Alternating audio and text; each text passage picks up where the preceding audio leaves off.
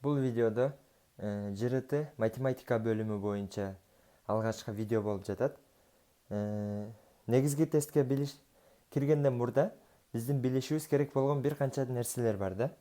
Ошол эмнелерди билүүбүз керек. Бул нерсе тестке кирүүчүлөрдүн жогорку балл алам деген окуучулар уже бул нерселерден кабары болуш керек. Азыр бул нерселерди бир аз айтып өтөбүз. Эмнелерди билүүбүз керек?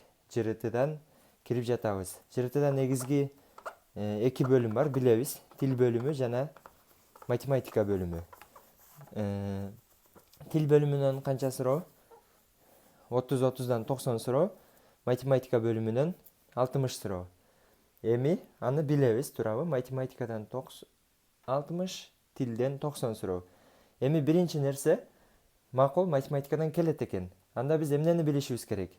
Биринчи биле турган нерсе кайсы темалардан келет, туурабы? Мисалы, университеттин темасынан келеби, мектептикинен келеби, 11 класстыкыбы, 8 класстыкыбы, 9 класстыкыбы? Аларды билишибиз керек. Аларды билиш үчүн биз китепчелерден карап көрсөк болот. Кийинки видеодо дагы кайсы темалардан математика бөлүмүдө келишини көрсөңөр болот. Биринчи канча тема бар? Мисалы, жалпылап алганда примерно 12 бөлүм. 12 бөлүмдөн математиканын 12 бөлүмүдөн суроолор келет. Бул бөлүмдөрдүн баарын биз мектепте өткөнбүз. Канчалык басым жасап өттүк, канчалык басым жасап өтпөдүк, ал башка нерсе, бирок баарын өткөнбүз. Мисалы, 11 класста өткөн высшая математика деп коет. Кайсы темалар? Мисалы, дериватив деп коет, интегралдар жана дифференциалдар. Алар жөнүндө, мисалы, ОРТнын негизги бөлүмүдө, кошумча ОРТда эмес, кошумча математика эмес, негизги да келбейт. Ал 12 бөлүм, кайсы бөлүм экенин кийинки видеодон көрөбүз. Ошол бөлүмдөрдү билип, кайсы суроолорго жооп бериш керек экенин, кайсы темадан келет экенин билбей туруп кирсең, бул анда сен көзүңдү жумуп алып эле эртең экзамен болот, кайсыдан экзамен болушун айтпаган сыяктуу эле нерсе да. 11 жыл окудуң, кайсы темалардан келет, аны билишибиз керек. Ал 12 бөлүм бар. Эми канча суроо?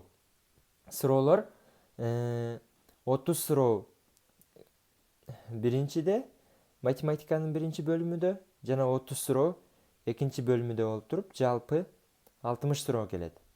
Бул 60 суроо, мисалы, алгачкы 30 суроолор билесиңер, колонкалар же салыштыруулар, туурабы? А колонкасы чоң болсо Аны белгиле, Б чоң болсо Бны белгиле, экөө барабар болсо Вны, же табууга мүмкүн эмес болсо Гны деп туруп, ошондой бул 30 суроо. Бул суроолор бир аз жеңилирээк. Кийинки 30 суроо булар маселе. Булар маселелер. Маселелерге канча убакыт берилет? Маселелерге 30 суроого 60 мүнөт берилет. 60 мүнөт берилет. Бул биринчи колонкалар бөлүмүндө болсо, салыштыруу бөлүмүндө 30 суроого 30 мүнөт эле берилет. Демек, бул жерден түшүнсөк болот, маселенин суроолору бир аз оор. Булардын эмне үчүн оор экенин билүү дагы биз үчүн маанилүү да. Бул жерде дагы татаал суроолор бар, бул жерде да татаал суроо, бирок маселелер бир аз татаал болгондугу үчүн көбүрөөк убакыт берилген. Эми кандай суроолор келет деген? Бул 4 суроого жооп берсек жакшы болот да, буларды билип кирсек. Үчүнчү суроо кандай суроолор? Булар эмне болушу мүмкүн? Мисалы, узун сурообу же болбосо билбейм, кыска сурообу же бир нерсени чыгарыш үчүн көптөгөн кадамдар менен чыгарыла турган сурообу? Аларды билиш үчүн биз эмне кылып көрүшүбүз керек? Testing KG деген сайт бар.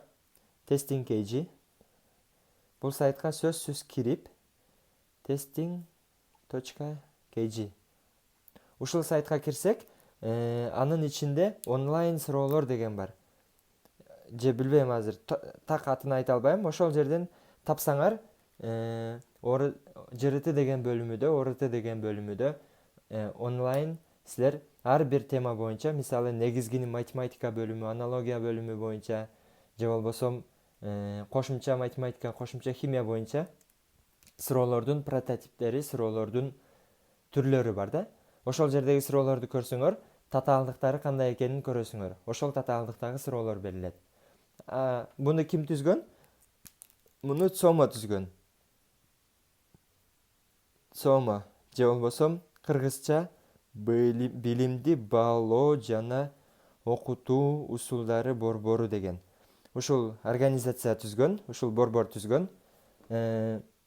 Дагы бир нерсе, мен муну ОРТнын өзүнүн, то есть ЦОМОнун офисине барганда сурадым.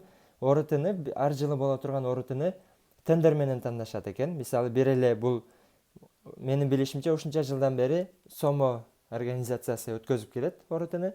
Бирок булар дагы ар жылкы немеде тендерге катышып, тендерден утуп, анан ОРТны алат экен да. Эми булардын болсо кошумча даярдык курстары жок. Мисалы мындай суроо көп болот. СЕКОМ жакшыбы, же болбосо СОМО жакшыбы деген суроолор көп болот да. СОМО же болбосо бул СОМО кимдин немеси менен ачылган? Ким каржылайт СОМОну? USAID каржылайт. USAID деген бул USAID деп түшүнөм, же USAID деп түшүнөм. Американын элинен дүйнөгө жардам сыяктуу бир организация. Бул мамлекеттик эмес организацияларга кирет. Жана булар каржылайт экен да. Эми USAIDдин китеби деп көпчүлүгү билет, же болбосо кээ бирлер СОМОнун китеби деп билет. Ошол китептерди дагы алгыла. Аларда курстары жок, бирок китептери көп болбосо дагы СЕКОМдон көрө аз китеби бар, бирок чыгарып турат. Ошол китептерди алыш керек. Андан сырткары аны алып токтоп калбаш керек. Ал жерде аз эле тема, аз эле суроо бар. Бир китеп менен даярдануу бул жетишсиз. Башка СЕКОМдун китептерин алыш керек. Нова деген бар экен, Компас бар. Баарынын китептерин колдон келишинче каражатты аябай, мүмкүн болсо таап алыш керек. Себеп дегенде биз китеп жок, кантип даярданабыз, туурабы? Сабактагы нерселер менен даярдансаң, сенин мектептеги китебиң, мисалы химия боюнча даярдансаң, 4 жыл, 5 жыл химия окудуң. Ошонун баарын кайталап чыккандан көрө, алардын китебидеги темаларды карап, ошого жараша даярдансаң, батыраак даярданасың.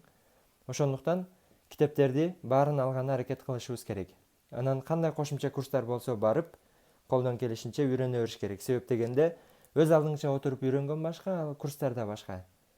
Же ушул китептердеги ар бир инструкцияларды жакшылап окуп, кайсы компанияныкы болбосун, маанилүү эмес, главный эң жакшыларын тапкан аракет кылып окуш керек, баарын окуш керек. Эми 4-үнчү, канча балл? Мисалы, ОРТ жалпы канча суроо болду? Математика бөлүмү боюнча 60 суроо, тил бөлүмү боюнча 90 суроо. Бул 30-30 болсо, бул дагы 30-30-30дан 3 бөлүм, туурабы? 30-30дан бул болсо 30 практикалык грамматика, аналогиялар, биринчилер, сүйлөм толуктоолор, аналогиялар, грамматика, анан кийин окуу жана түшүнүү бөлүмү. Ушундайдан турат.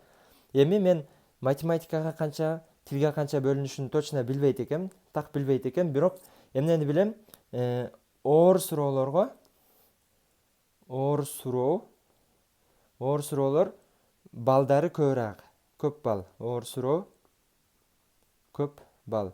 Демек, биз мисалы бир чыныгы тестке киргенде көбүнчө биринчи, экинчи башындагы суроолор жеңил болушу мүмкүн да. Бир суроо жеңил болсо, ага аз балл берилет. Кыйын суроо болсо, көп балл берилет. Ошондуктан тестке киргенде иштеп атасыңар, бир суроого ал жөнүндө, убакытты туура пайдалануу жөнүндө дагы видеолорду жасайбыз, видеолор чыгат. Бир кантип туура пайдаланыш керек, бул өзүнчө бир маселе. Анан суроолорду иштөө боюнча бир суроого көп убакыт кетирбеш керек. Себеп дегенде сен оңой суроого дагы көп убакыт кетирип, мисалы кээ бир аз оорураак болгон суроолорду иштебегени убактың жетпей калышы мүмкүн. А сен балким ошол оорураак суроолорду иштей алат элең. Мисалы оор суроону иштеп көп балл аласың. Мисалы 3 балл ала турган болсоң, бир жеңил суроого 1 балл болушу мүмкүн да. 3 жеңил суроо иштегенден көрө бир оор суроону чыгарып койгон жакшы да, мисалы. Ошондуктан бир суроого көп токтолбоо керек, убакытты туура пайдалануу керек деген маселелер бар. Алар өзүнчө дагы карала турган нерсе. Ушинтип, ушул 4 суроого жоопту билип алышыбыз керек. Кайсы темалар? 12 бөлүм бар экен. Канча суроо бар экен? 30-30дан 60 суроо бар экен.